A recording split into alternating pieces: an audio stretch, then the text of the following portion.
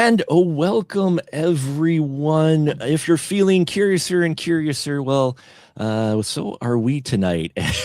It is the Spoiler Room. We are live, and we are kicking off a new month. It's February 1st, in fact. And tonight we are kicking off our Through the Door month, in which we're looking at 4 films this month of dealing with characters who go through a door to another world. It was fun to put together. We have a very interesting diversity in the films that we'll be covering this month. But tonight, it's not an animation film, but it's still an animated movie of a story that's been done many times.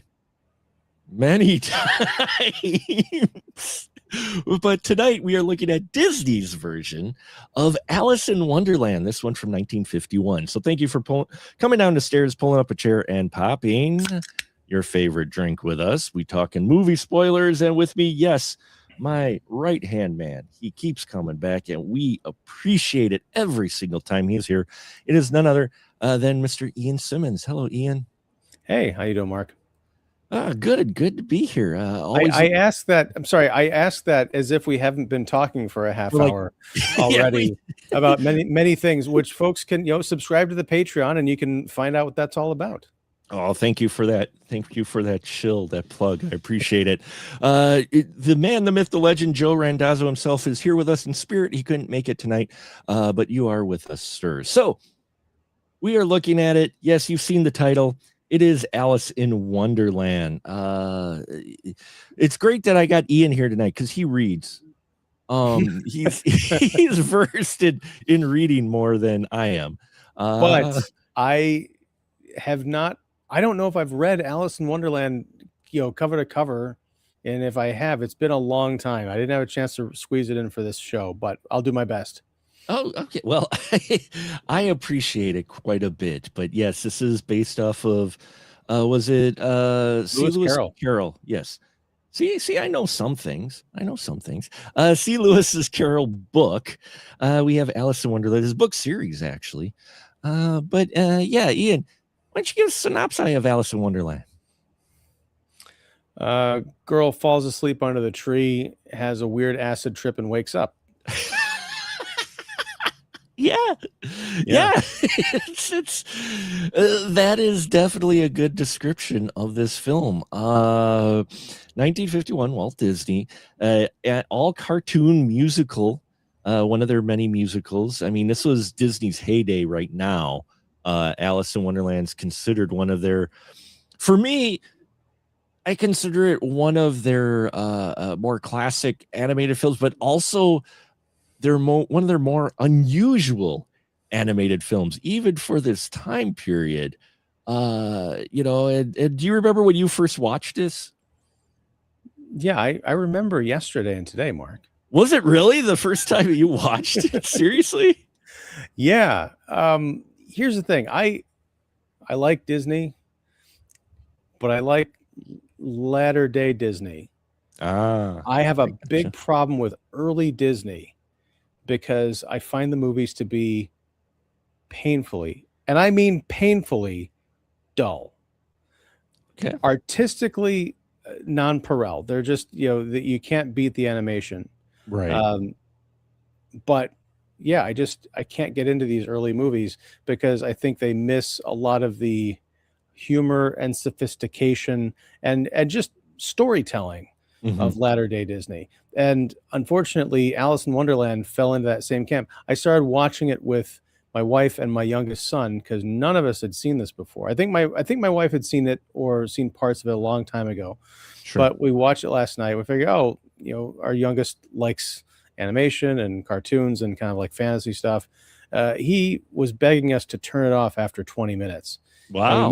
And we made him watch like through the first full half hour, and he was like, sure. It's 7:00. You guys promised. And so okay. So I finished watching it this afternoon, and it was the middle of the afternoon. I had a bowl of popcorn and a giant thing of coffee, and I still was struggling to stay awake during most of this movie. It peaks at the caterpillar, and by the time they get to that queen, I wanted my own head to come flying off. I was like, get me out of here. Sorry. That's my thoughts on Alice in Wonderland. Good night. Oh, good night. It's been fun. Short episode. There we go. No, there's a lot to talk about, I think, but yeah, I don't know what it is about, and maybe I need to write about this or do a deeper dive. But there is something about latter day Disney that they I think it has a lot to do with the humor. And it's not to say that there's not humor here, but it's very like kind of, I know what it is. It's the fact that the humor stops the storytelling dead in its tracks. In the case of Alice in Wonderland, there is no story. The point of it is for her to go on this weird journey of all these crazy characters and side adventures. They're not even side quests, because that would imply that there's a point. But then at the end, she just wakes up and then it's over. Like it was all a dream, Mark. It was all a dream. Well, it's supposed to be the wild journey. And yet watching it again, because I haven't watched it in a while, I enjoy this film quite a bit, but I enjoy it not necessarily for the story itself, but the world that it takes place in. I love my weird stuff. Everybody knows, if you followed the show at all, and Ian definitely knows, I love weird shit.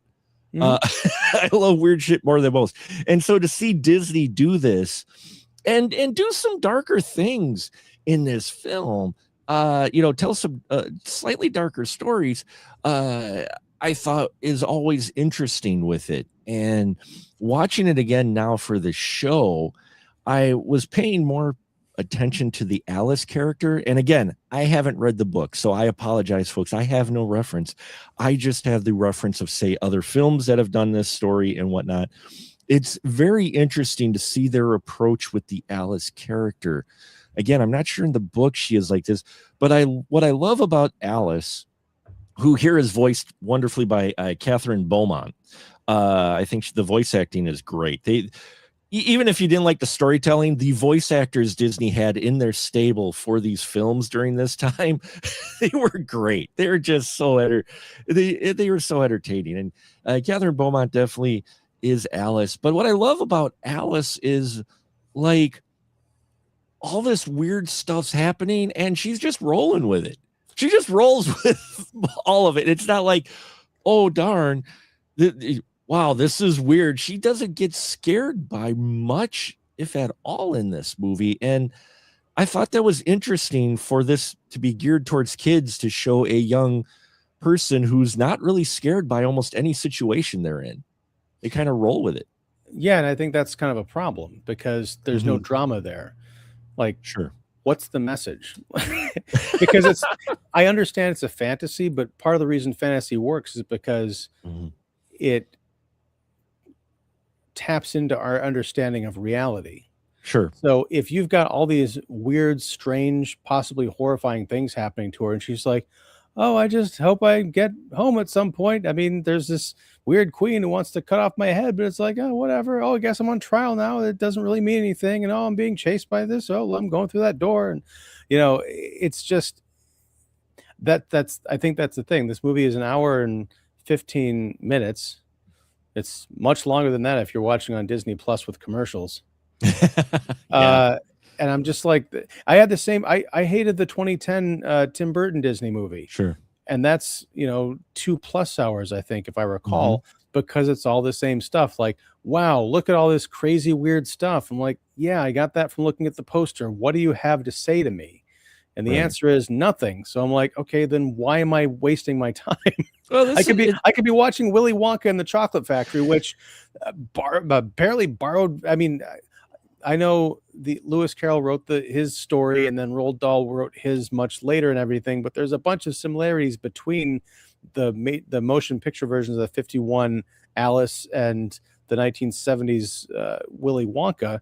But with Wonka, there's kids going through, emotional trauma going through this chocolate factory, and there's mystery and genuinely weird stuff. And it was also live action. So yeah, I can appreciate, I loved watching Alice move. I don't know how that was. I don't know if they were using I, th- rotoscoping I think it was or, rotoscoping. but it was damn good Yeah. rotoscoping because you swear you were watching a three-dimensional person walk around that dress, down to the way her, like, the slip, the white part would like peek out from underneath the blue part when she turned a certain way. Like, they were paying attention to every detail of how fabric moves and hair.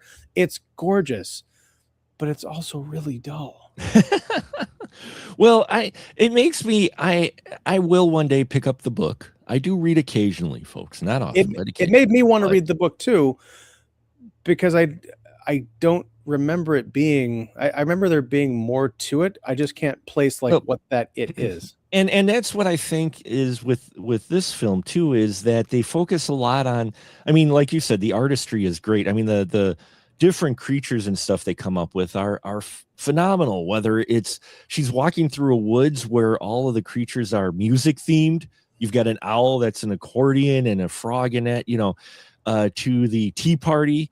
There are bits and pieces that kind of come through where I think it's trying to say something, but I think they ended up pulling more of the fanciful elements rather than the meaty elements from the book. But again, I haven't read the book, so I couldn't say for sure, because there are moments in there. There's a scene where Alice gets shrunk real small and she sees the flowers, and the flowers are talking, and they're all a bunch of various different types of, say, knitting circle ladies from back in the day, gossips and such of various, and the kids. And at one point, first they sing a wonderful song, which you listen to the words, you go, wait, what are they saying? But everybody's kind of kissing everybody on a golden afternoon. But then at the end of that, they ask, what is she? And that question comes up a number of times of who she is, especially like you said, when she meets the caterpillar, which I think is probably one of the more substantial parts, even though it's brief, of where it's actually trying to say something, because he keeps asking, who are you? And she's trying to realize, she's like, oh, I'm not sure. So there's a little bit of exploration of self-identity or place, where her place is or who she is. So it's touched on here, but it really seems like they lean more towards the funny characters from Lewis Carroll's book than, say, maybe what he is going for, which it may have been more of an exploration into, a child becoming a young adult or whatnot, maturing and trying to figure out their place in things, or who they are, their identity. And I would love to watch that movie, but this ain't it. I mean, I mean, like because I when said, there's touches in here, but yeah, but that's the thing is it's I don't even know if I can call them touches because they don't do anything with it. I call it a coincidence with, asking who you are and all this stuff. She doesn't do anything with that. She doesn't really, there's no, at least I could, the moments I was awake, I couldn't sense any like introspection or transformation at the end. Like literally at the end of the movie, she opens a door. I think she sees herself sleeping or something, or she wakes up under the tree. The Mhm. headmistress is like, "Oh, you fell asleep." She's like, "Yeah," and then cut to the end. Like, I don't. She doesn't go on a journey. She goes from one place to another, which is not quite the same thing because it's all physical.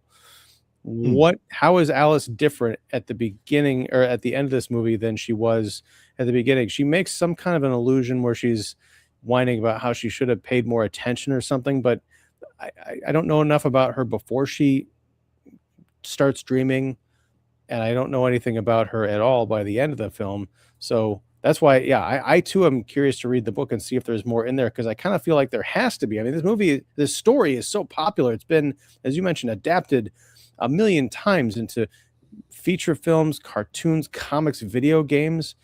It can't all just be the aesthetic. No, there's got to be more to it than that. And I apologize, folks, that I don't have the literary knowledge for reference at all. But in this case, it does feel like they hint at that, and makes me wonder if they're pulling those elements from the books, because there is a touch with the, trying to find your self identity in that with Alice, but it is brief and fleeting in here before she moves on to the next funny characters in here, and it one thing that I had forgotten about, because it'd been so long since I watched the movie, was actually the setup to the film, to the story. In the very beginning, she talks about how if she had a world, it would be made of nonsense and how things would not make sense or whatnot. And she's describing it to her cat, who is an adorable cat, drawn cat. I'm not even really a cat person, but I'm like, okay, that's cute. But she's describing it to her as things that are wouldn't be and aren't, and things that aren't are, and all of this. And that's what you have in Wonderland. So, they set it up with, here's a world she's imagining, and then she ends up falling asleep, the minute she's chasing the white rabbit, which, yes, that's where Matrix got the reference from. For all you folks out there wondering, what's with the right rabbit? Yeah, it's from Alice in Wonderland, because Alice follows the rabbit down the rabbit hole. Another phrase there. And she ends up in a room with the doorknob, who is only in the animated film. It was the doorknob character is not in the book, and that's where she gets very large, or does the drink me potion, and she goes through the door, and it takes her to Wonderland. So they do a setup of her thinking this. It's like, well, yeah, she fell asleep just before she sees the white rabbit. So, when she sees the white rabbit, that's when she's asleep. And one of the things I was trying to do was figure out kind of the references or the significance of the characters, why they would be portrayed like that in Alice's mind. And one of the things I found very interesting were all of the older folks, like the Mr. Dodo, the Mr. Walrus, which is from a Lewis Carroll story, and even the Mad Hatter.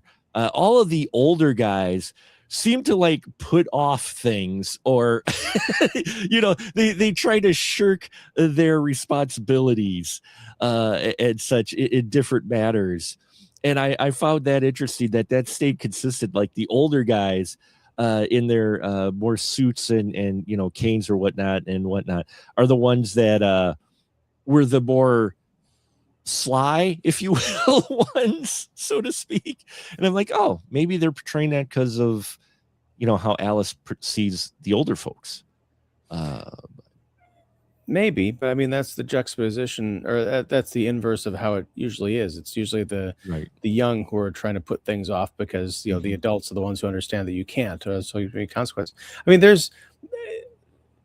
I should go back and read the book to find out if these themes are in there, but there's a lot that you can play with in Alice in Wonderland. And I don't know if someone's made this version of the movie, but the whole idea of the rabbit, she's chasing this rabbit, and the rabbit's got to stop, or a giant pocket watch saying, I'm late, I'm late, I'm late. I mean, he's always in a hurry, and kids are always in a hurry to grow up.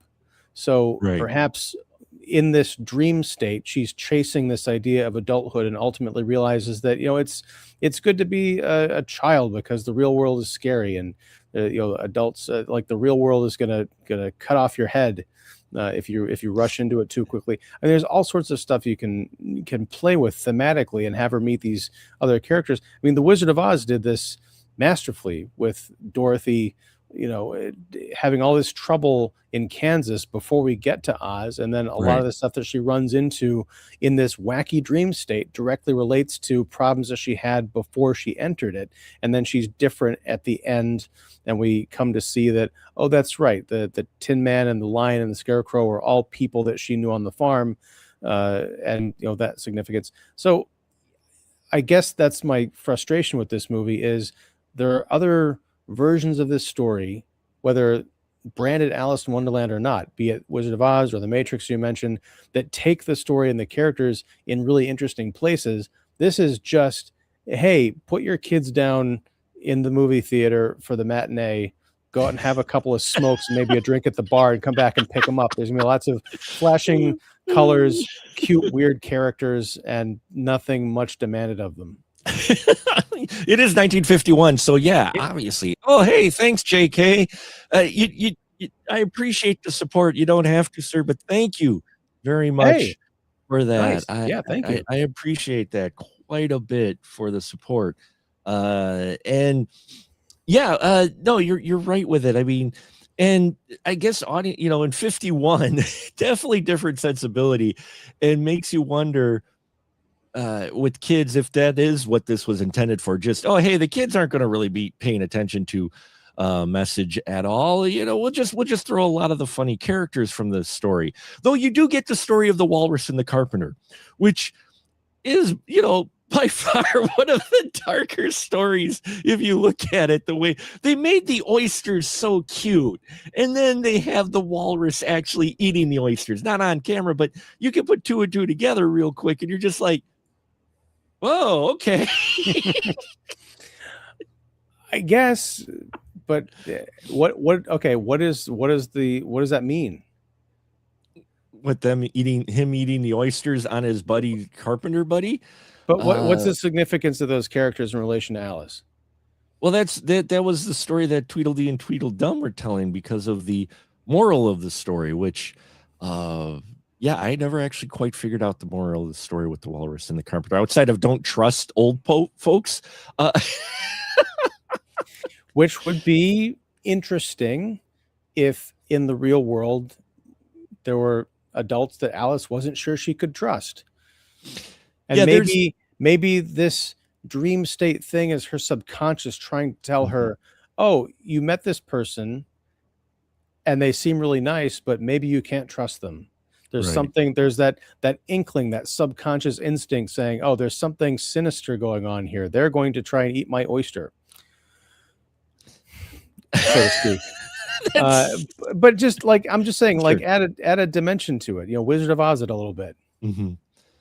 Yeah, well, it's funny you mentioned Wizard of Oz, because Alice in Wonderland was written in 1904, I think it was. It was very early 1900s. Alice in Wonderland, the book from Lewis Carroll, was written. And so, yeah, it's interesting what they pick from the book, because I do know some of the things, like you have the Jabberwocky and such too, that are just avoided in this film, though you do get some of the other characters that are classics. But makes me wonder, what made them choose which parts to show and whatnot for the film, because my understanding, the book gets dark, like a lot darker than the cartoon does, even though they did do the oysters to where you actually have him eating the oysters, which, like I said, wouldn't be so bad. But they do this whole little segment where they're just these adorable oysters around Mama Oyster, and they're like, oh, and then he's like, oh, come along with me, and they, Cabbages and Kings, which if you know Pete's Dragon, you know that song too, but part of it anyway. But he walks the oysters out, and then he eats them on his buddy Carpenter, who's working hard in the kitchen, but they're little cute, just little feet and everything. He's like, da da da, and then the next thing you know, he's like, yeah, oyster ate them. Ha! There you go, kids. Enjoy. Well, again, there's a lot more you could do with that to kind of tie it into something bigger. Mm-hmm. Correction. Alice in Wonderland came out in 1865. Okay, well, it's even older. I wasn't sure how old it was. I thought it was 19. So 1865. Yeah. And when did Wizard of Oz come out? 39. Was it? But wasn't it based off a book, or was it? Oh yeah. Are you talking about the Wizard of Oz book?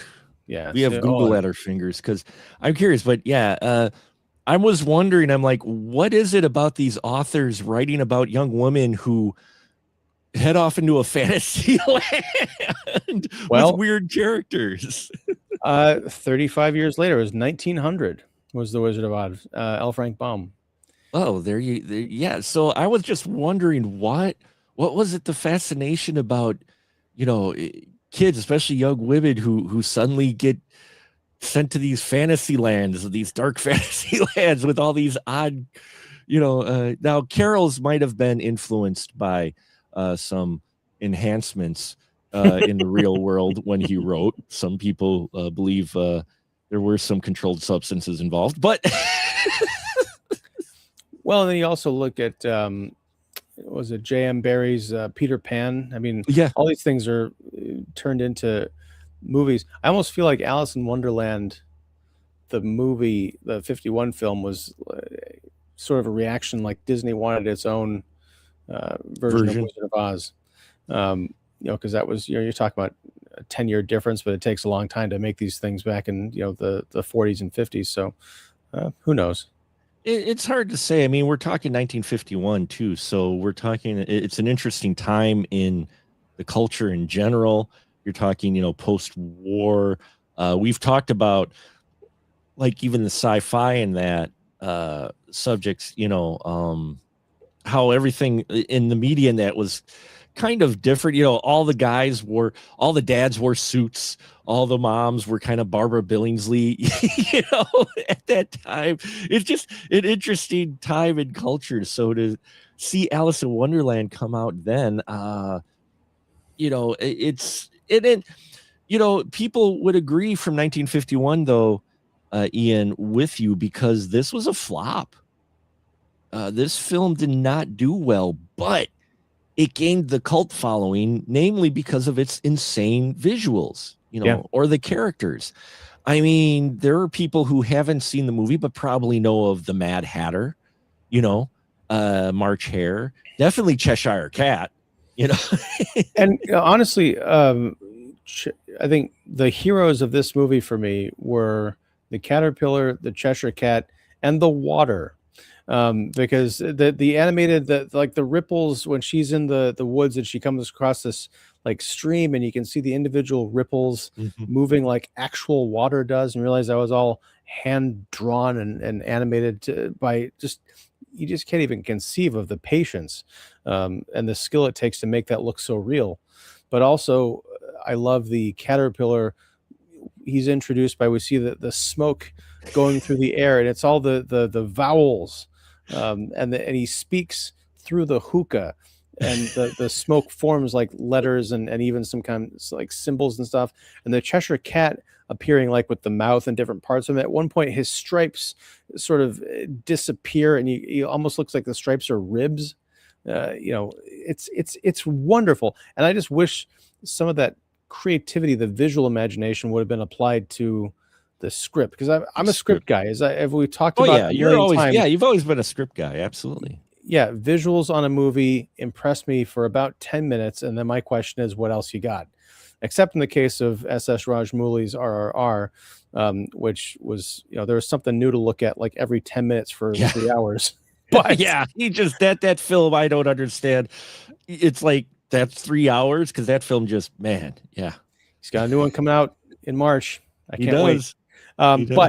But that's the point, is like there were moments in here where I'm looking at it, I'm like, oh, that's really cool, but it lasts for a couple of seconds and then it's on to something else. But yeah, that whole, because the Cheshire Cat is pretty close to the caterpillar in terms of the quote unquote story, right? The what? I'm sorry. In terms of the story, like her encounters. Does she meets the caterpillar, and then it's the cat, right? And then it's the tea party. Is that right? Right. Because she meets the Cheshire Cat. There's the tea party. She meets him later, but the very first meeting of the cat is just before the tea party. On that, and then and she meets the I love the caterpillar. I mean, the caterpillar is great. And that's where, like I said, where too, it seems like they put the most focus on possibly what they were maybe going for, or what Carol's original content was going for, in that the caterpillar just is like, who are you? What significance are you really? Why are you wasting my time? And the fact that we have a kids movie where a character is smoking a hookah, hey, go 51. What's he smoking, mommy? Bubble. He's smoking bubble. Yeah. That's why it flopped. Parents were afraid that their kids would be morally corrupted by all that smoking. Yeah, all that it promoting smoking. I wonder, when you watched it, I watched it on Disney Plus as well, but they didn't have a warning. Was there a warning in the beginning when you watch it saying, hey, there's a portrayal of tobacco use? No, there was this one. It's a weird black box that popped up that said, "You sure you want to watch this?" And I was like, "Weird." Sorry. No, I Wow. don't. Wow. Dude, that's hard. Man, you're harsh, man. I kid. I kid. I know.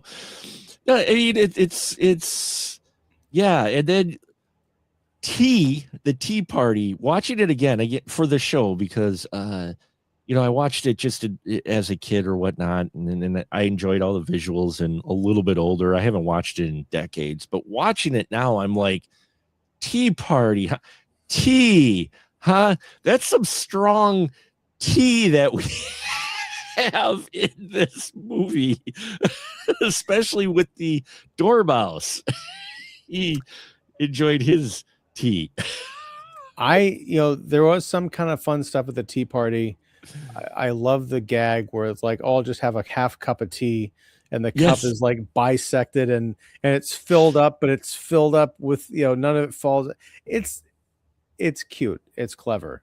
Um, yeah, I like the clever bits in here more than I like the really wacky, zany, funny stuff. Because oh no, but I get what you're saying. The story for you and probably for a lot of people could have used more lead up to what influenced, because like you said, Wizard of Oz had that to where you could see, oh, this is this person, and we see that either at the beginning or at the end. Oh, the Cowardly Lion was actually her uncle or whatnot. The Scarecrow guy were actually neighbors or whatnot in Wizard of Oz. And in this, in Alice, we kind of just dive right into her dream and dive out, but the references in there, we're not quite sure where they're coming from her mind. I know they're supposed to be creative, just abstract. It's her Wonderland as she sings in the first song, but still, I get what you're saying too.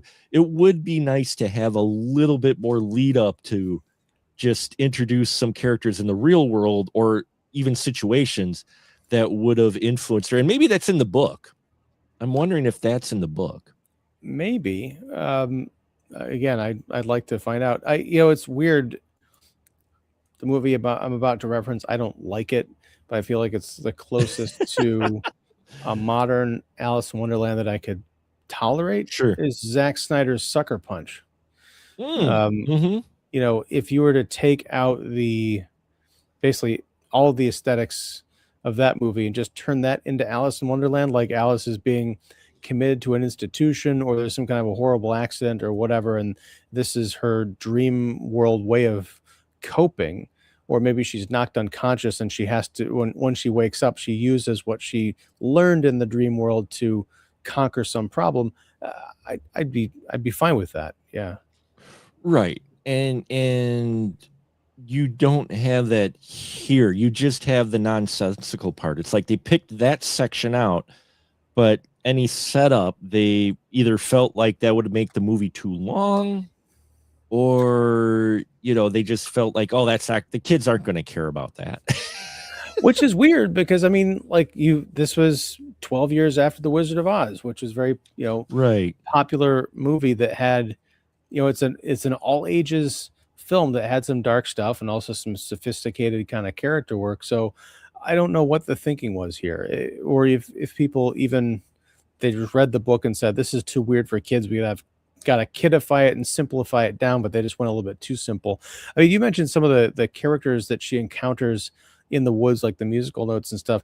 I just felt like they were in a lot of cases just really random, and I was Mhm. just watching more of her looking around and seeing random things and just wondering, okay, what does this have to do with anything? Is this just padding out the runtime? And then I was reminded McDonald's has a new line of Happy Meal toys called Changeables, and they are Yes. everyday objects that transform into things. So I got this is the baseball cap of a drive-through menu operator, Yes. and look, oh, it transforms into a little character named Cap Cap. And the narrative significance of that in relation to Alice in Wonderland is about as significant as anything she encounters in those woods. By the way, if I anyone out there gets the soda machine one that transforms into a character, I will gladly pay you like $5 for it. Contact Special Mark Productions. There you go. Uh, Can you really call that transformation? It just kind of flips down. No, and the box says play two ways. What do you mean play two ways? It's either a baseball cap or a guy wearing a baseball cap. Yeah, I'm And I'll not collect sure them about all. that. No, sorry. There's also moments in this film where she continuously grows and shrinks. And again, this makes me wonder if something's lost in translation from the book to the movie, because it happens at certain points, usually when it's involving the White Rabbit. But they don't seem to do a whole lot with it outside of, oh, here she is now big in the house of the White Rabbit. And yeah, and I was wondering, what am I missing with the significance of that outside of making a very cool song, which would come out many years later? Oh, the Jefferson Airplane. Yes. Yes. Man, now damn it, Mark. Now that song it's inevitable. It's in my head now. I'm playing it. But no, that's the thing is like that the whole thing where she grows and she takes over the rabbit's house. And she's like coming up through the roof and everything, and her leg is getting all like that is an amazing transformation scene. Like her foot and her leg are growing and they're kind of chasing the rabbit through his own house out the door. Great to look at, very impressive. But the only time why I think that whole growing and shrinking comes into play is when she's talking to the caterpillar and she's like, oh, if I could just get something to make me bigger because I'm only 3 inches tall. And the caterpillar's like, wait, I'm only 3 inches tall. What are you trying to say? Yeah, I know. He gets like, get out of here. He gets so offended. He gets so offended by that. It's hilarious. Yeah, I thought that was a really interesting insight. That you could really say something about like, oh, I'm not like you creatures. I'm big and strong. And like, well, not anymore. You're down here with me. Well, and then the caterpillar turns into a butterfly. I love that bit where it kind of gets raptured and is like, see, it's like little shoes laying there on the leaf. And then she's like, wait, where'd he go? It comes flopping down. It's great. He gets angry because she questions. She's like, not like paid attention. And yeah, the caterpillar is an interesting character for sure. He is definitely one. Tells her to eat the shroom. So yeah. This movie, it feels like it was made in the 1960s. There's a lot of drug use going on in here. But that's the thing, Mark. I mean, it came out in 51, but it definitely feels like the kind of movie with all the trippy imagery that's just made for you to put it on, do a lot of drugs, and just like kind of let it happen because the story doesn't matter. It's all the visuals and the colors in your head. But it unfortunately, for some reason, came out like a decade and a half too early. It may have, yeah, because I know that's where it kind of got its cult following as people talked about it, taking LSD trips and that when they've seen Alice in Wonderland and that, it's like the story around it and its cult following and its characters and visuals are what people remember more than the actual story itself. And I'll agree, watching it again, the story itself, I'm like, okay, it's almost like just moving from skit to skit, Yeah, of sorts, with just a very thin narrative, a link between them. We get to the Queen, which I did think it was smart. It was interesting this time because eventually, yes, she meets the Queen of Hearts in this, who's this a large woman. Her king is a very petite man who I liked him quite a bit. I thought it was hilarious when the White Rabbit would introduce, and here's the Queen of Hearts. Oh yeah, and the king. It's just like, yeah, there he is, and he's all like, and you get that one where he introduces the Queen of Hearts the first time, and everybody's like, yay, all cheers, and then he goes, and the king, and there's this one guy that goes, hooray. So there are humorous bits, but the whole thing with her was interesting because the Queen of Hearts is almost like, again, you get the impression like she is a representation of someone in Alice's real life, like almost like a nanny of Mm. sorts, possibly, or her mom in an exaggerated form, because That would have been the perfect you make that the headmistress or whoever who's kind of trying to get her to pay attention to her lessons in the beginning before she falls asleep under the tree. I mean, it's a very obvious ripoff of Wizard of Oz once again, but all you have to do is make the two characters look similar enough so you can be like, oh, okay, I get it. She's, the nag, the one who's always like yelling to pay attention and do your homework on something, and wish someone would lop her head off, that kind of a thing.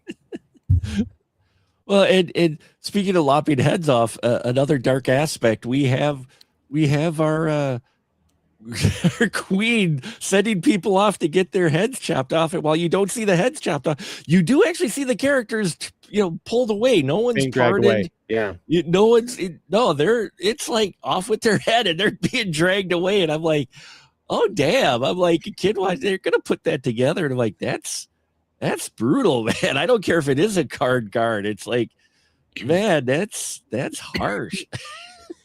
Well, and I feel like I actually saw this, but weren't the cards, the card guard, as you're saying, there's something involving like red paint or strawberries or something. Yeah, well, like, that's when Alice first comes across the cards guys. They're painting the white roses red. In fact, they sing a song about it because the queen likes red roses, and they accidentally planted white roses, so that they were painting the white roses red so that they could appease the queen, so maybe she wouldn't notice.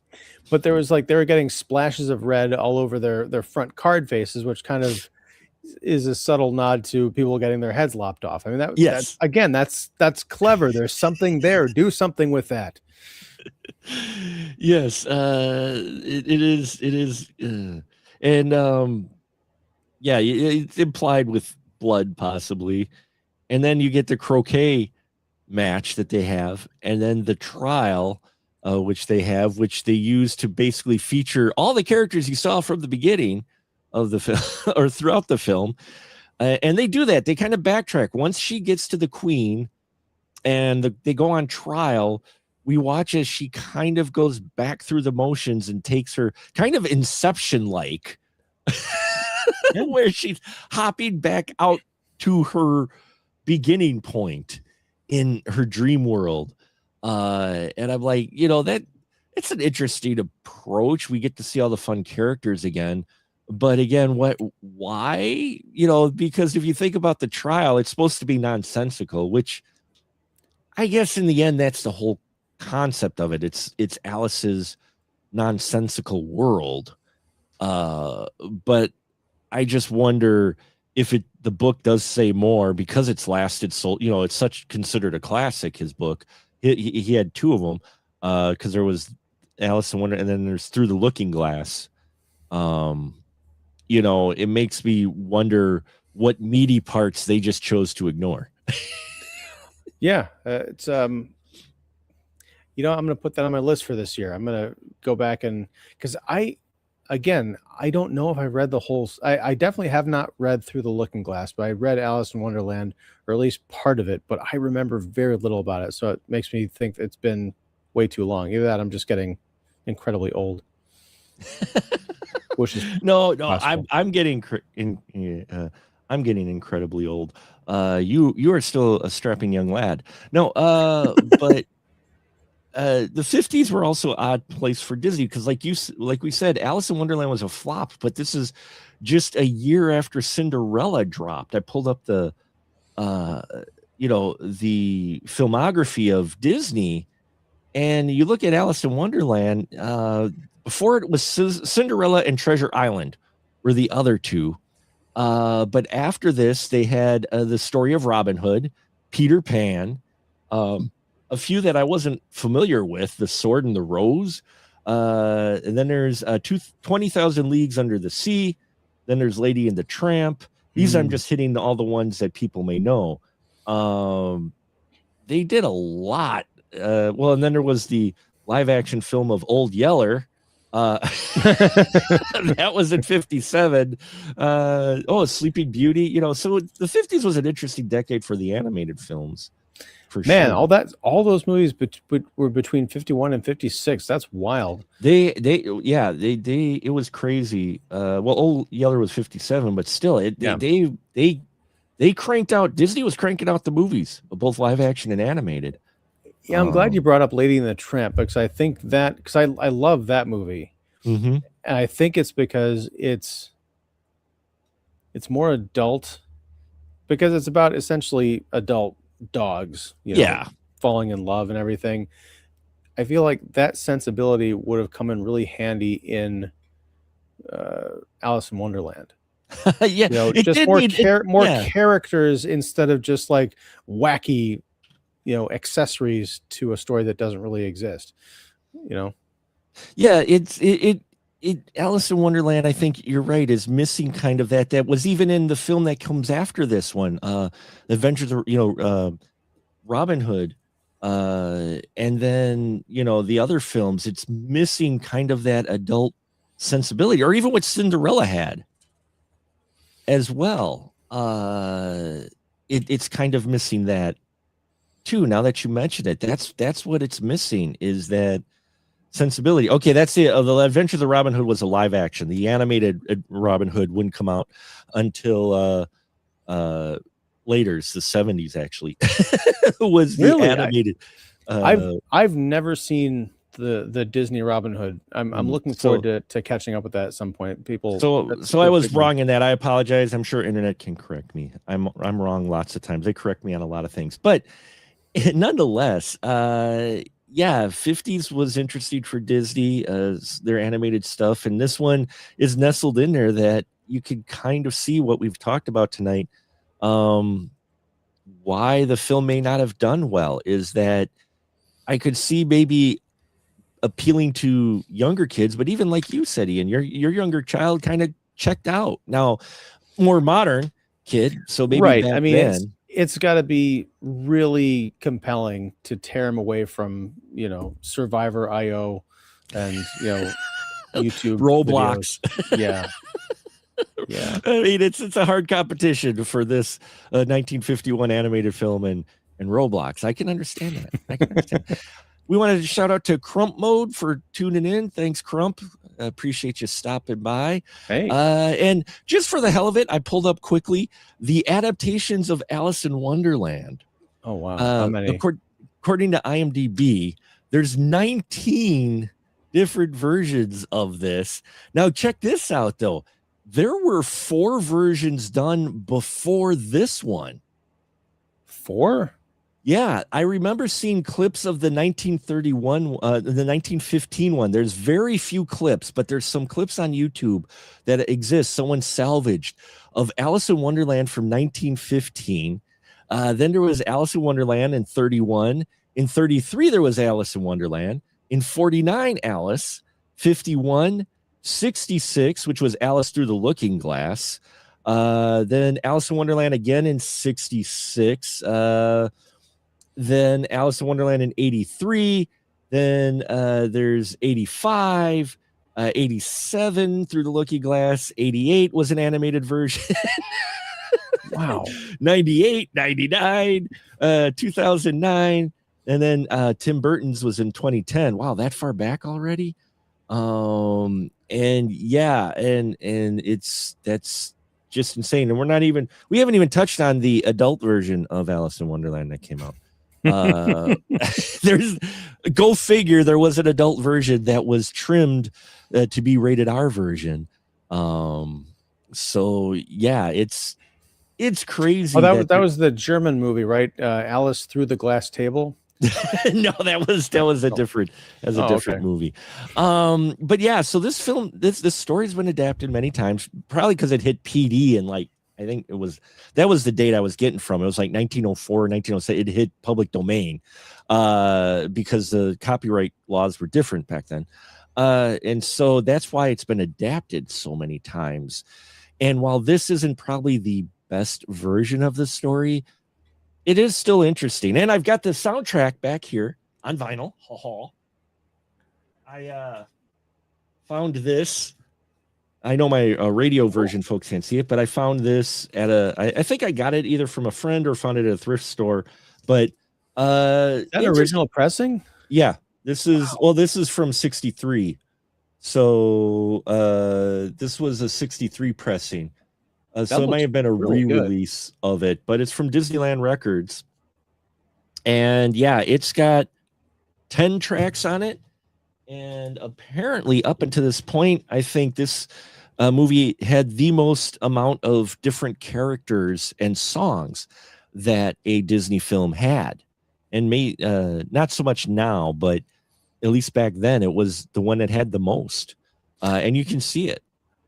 That was a weird thing too, because there's a long stretch in the middle of this thing where there's no music, and then all of a sudden a song comes back, like, oh, that's right, this is a musical. I forgot. you do forget it's a bit of a musical. Yeah, I mean, and what I love is just how it ends. She's getting chased. You get this harrowing chase through a maze, and the card guards is the queen wants to try to off her head, and she's going back through the places where she's been. She's floating in the water again. She gets to the doorknob. She tells Alice to wake up. Alice wakes up. Her the teacher or whatnot's there, and they're like, okay, let's go get lunch, and they're like, okay. And then the end, and it's just like there's no, like, Alice doesn't do some reflecting. There isn't like a pause. There isn't like a little picture of like maybe the white rabbit jumping around in the background or something, that maybe fun. Yeah. But there's not. It's just like, okay, wake up, Alice, you're dreaming again. You weren't even paying attention. Let's go eat. Okay, Alice in Wonderland. And the credits. And you're just like, well, okay, sure. Yep, Crump, I recognize you from my Elden Ring live stream. We appreciate you tuning in. And yeah, it does abruptly end too. So I still enjoy it, but it definitely is an awkward film because you're like, what is significance? And it's missing that part. And I think that's where the lost from page to screen really is. And this thing took like, I think 5 years to get the screen. So, so they put some apples in a basket for this one, so to speak. And it's unfortunate because, I don't like to see any movie fail, especially something that takes, it's not like it's 5 years today where you're talking about render farms and servers and green screen. I mean, these are people like breaking their backs, hunched over animation cells and hand painting things and doing the rotoscoping. I mean, it's a big commitment, right? So I just wish that the screenplay had been worthy of the animators and the scenic artists and the people writing the music. Like, you fall down on that weak script sword, and it's just unfortunate, but it's not surprising that this thing didn't do that well. Yeah, it really isn't surprising that it didn't do well, unfortunately. Though it did get nominated for an Oscar. The music did get nominated for an Oscar. It didn't win, but it got nominated. Was it for one song or just like the whole? No, the score, for the musical score. Oh, okay. So, according to IMDb, it was nominated, for best music scoring of a musical picture. So for the score in that, it got nominated, which, I do like the music to it. That's why I got it on vinyl on that. I do enjoy some of the instrumental and the vocal songs on it too. So. And it was another 40 years until they had an animation category, right, at the Oscars. Yeah. It took that long before they could do best animated film. That was Beauty and the Beast, I think, was the first one, wasn't it? Beauty and the Beast was actually up for Best Picture, and it was the reason why they came up with the animated, because it was the year after they came, because Beauty and the Beast went up, and it actually made Best Motion Picture, and everybody was like, yeah, maybe we should give animation its own category rather than stick it up against the live action films, But yeah, because I remember that Beauty and the Beast was the first one to be nominated, because I love that. I watched that movie so many times when it came out. I just loved Beauty and the Beast quite a bit. Interesting other little trivia tidbit before we go. There was an alternate version of this. This was in 1954. There was, let's go back. 1954. There was the Magical World of Disney series, and Yeah. they edited this down to an hour. What did they take out? I don't know. It did have an introduction from Walt Disney at the start of it, and it was shown on TV. I think it was one of the first movies to be shown on TV. And yeah, they cut that puppy down to an hour. Well, I imagine, did they cut it down to an hour, or did they cut it down for an hour of television? Because those are two different things.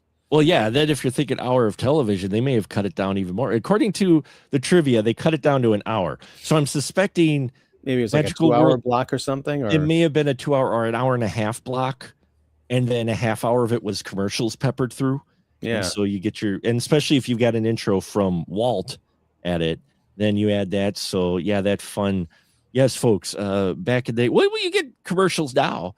At the oddest time if you're like on Tubi or whatnot, but it was similar for broadcast TV back then, only they planned a little bit better usually didn't get a commercial cut halfway through a conversation, but hey, not always, sometimes he did.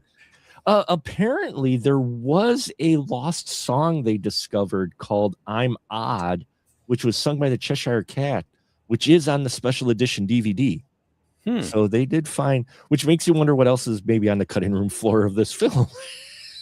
Well, I will say, because we both watched it on Disney Plus, I assume it's their high def transfer, because this movie looks amazing. Oh, it's very vibrant and crisp. So I imagine if it's on like a home video or Disney Plus, you're getting the best version of it that's out there. Absolutely.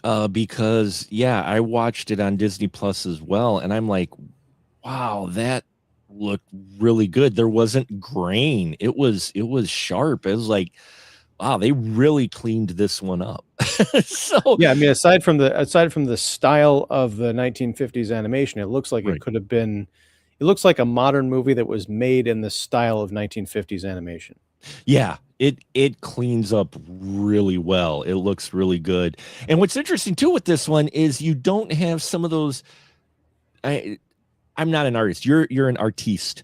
I am not as well. But you don't have some of those telltale brush stroke lines like you used to with films, older Disney films where you kind of had where the line wasn't completely there, but it was to on the edge and to emphasize things. And you don't have a whole lot of that, if at all, here. The lines are very thin and defined. And I don't know if they cleaned those up too when they transferred it or what, but yeah, it looks good on Disney Plus. So yeah, I think we'll wrap it up here, folks. Hopefully we don't lose our heads from folks out there who are big fans. Mad props if you are fans. I enjoy the film quite a bit, but not for the story. I enjoy it for the visuals and the artistry and the creative, funny characters. I always like that angle and some of the darker turns it takes.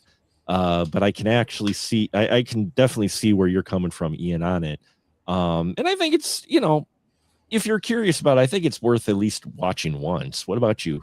Yeah, I mean, it's animation history for one thing. I think for another, it's a great example of what I've been talking about. Agree with me or not, but can a movie that essentially doesn't have a story sustain for an hour and 15 minutes or an hour 20, whatever, on visuals alone? And maybe you'll think the answer is yes, but maybe not. And it could give you insights into other things that you watch. Excellent point. Excellent point. So thank you so much, folks, for all tuning in. The JK guys, thank you for the support. Crump, so glad to see you as well. I know we're not playing Elden Ring. We're talking an old film, but we do talk films here on Sunday nights on the Spoiler Room and on the Twitch channel. So thank you for tuning in. And now, as always, I give my wonderful crew members their license to shill. So, Ian, the floor is yours. Well, thank you. I'm Ian Simmons. I run Kicking the Seat, which you can find at kickseat.com and also right here on YouTube. We do weekly live streams and interviews, critics roundtables, and all that good stuff. Tuesday night, we're going to be talking about the latest Sam Raimi film, Send Help. That'll be 8 p.m. Central, so come on over and join us. There'll be fireworks, I can tell you that much. Also, I recently started writing as a freelance contributor to CBR as a movies and TV writer. So I got a couple of pieces coming out later this week. So go enjoy those and see what you think of my takes. If you the last hour is giving you some insight into how I think about movies and TV, and that translates very well to written form. So yeah, and otherwise I'm here on Sunday nights talking about movies with Mark and sometimes Joe, who unfortunately could not be here tonight. Joe, we miss you. We love you. We do miss you, Joe. You're here with us in spirit. And yes, folks, for those who are interested and care at all out there, we will be live, but we'll be live next week, Monday That's right. night. Super Bowl is Sunday night. Joe really wants to be here. We're going to be having another Animation Nation episode in the form of Coraline, a stop motion animation film, which our listeners voted for last year. And so that is the one we are going to be talking about next Monday. So you want to tune in Monday for that one. Very interested to I know what Ian's thoughts are on Coraline's. Now, you know my thoughts from when it first came out. Yes. Have not watched it since, have not had any inkling to, but I will be revisiting it for the show. So we'll see. Well, I appreciate that, and I will be interested to see if it has changed at all for you. But yes, Monday night, look for us on here and talking about Coraline. So looking forward to that. If you want to check our other stuff out and know the schedule of our upcoming shows, head over to specialmarkproductions.com for all your Movie Man needs. We have the schedule of our episodes with links to the streams. We have links to many of my recent reviews, and in fact tonight I will be putting up my 1 minute Movie Man's Movie Minute review of Send Help, and I may just be on Ian's show if I can make it on a Tuesday night. Whether or not he lets me in or not, I just sneak in the back door and take that however you will, folks. And until next time, we'll just say good night, everyone. Good night.